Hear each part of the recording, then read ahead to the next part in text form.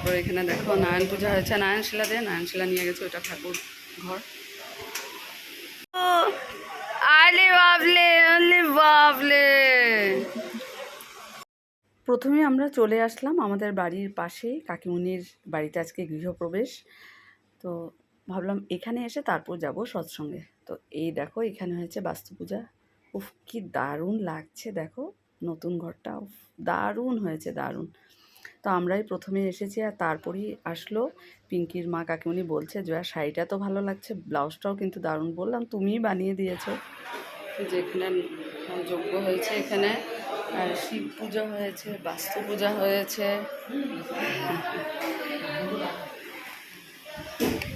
তারপর এখানে দেখো নারায়ণ পূজা হয়েছে, নারায়ণশিলা দিয়ে নারায়ণশিলা নিয়ে গেছে, ওটা ঠাকুর ঘর। দারুণ হয়েছে, দারুণ। আর এটা হলো রান্নাঘর,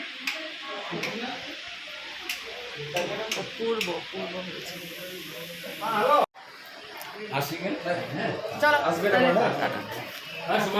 প্রসাদ নিয়েছি আর বাকি আমাদের জন্য প্যাকিং করে দিয়েছে, বললো ভাইয়ের জন্য কিন্তু দিয়ে দিয়েছি, কারণ আমরা এখন সৎসঙ্গে যাবো।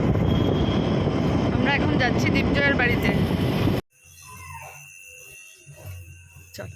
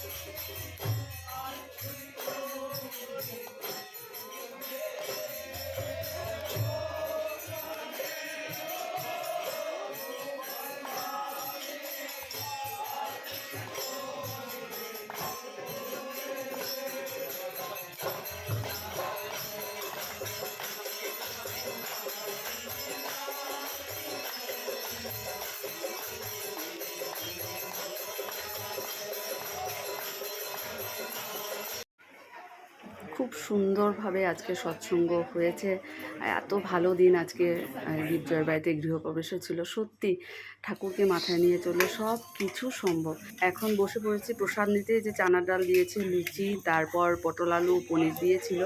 প্রসাদও কিন্তু খুব টেস্টি হয়েছিল, এত ভালো লাগলো, তৃপ্তিতে মানে খেয়েছি।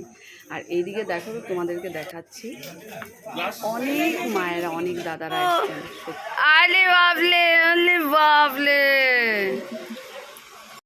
চলে আসলাম, খুব ভালো লাগলো, খুব সুন্দর সৎসঙ্গ হয়েছে এখানেও। গৃহপ্রবেশে খুব ভালো লাগলো, প্রসাদ দিয়ে দিয়েছে।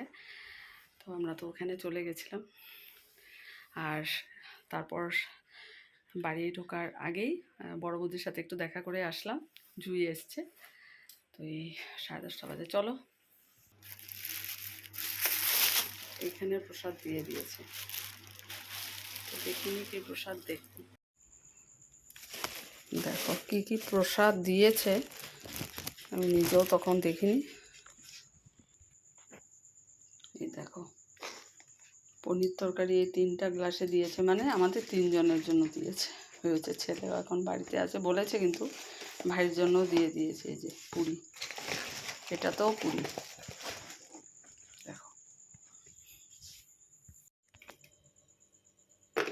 হটকেসের লুচি রেখে দিয়েছে, আর তরকারিটা ফ্রিজে রেখে দিয়েছে, তাহলে তো নষ্ট হয়ে যাবে। এত টায়ার্ড লাগছে, ভালো লাগছে না, খাওয়া দাওয়া করে রেস্ট হয়ে নিই। দুপুরবেলা খাওয়াটাও হেভি হয়ে গেছিলো, আবার তারপরে আবার এই দৌড়াদৌড়ি, যদিও খুবই ভালো লাগলো। চলো এটা নিয়ে রেখে দিই, 11:30 বাজে। চলো আজকে গুড নাইটটা রান্নাঘরেই করে দিচ্ছি, কাল আবার তোমাদের সাথে দেখা হবে।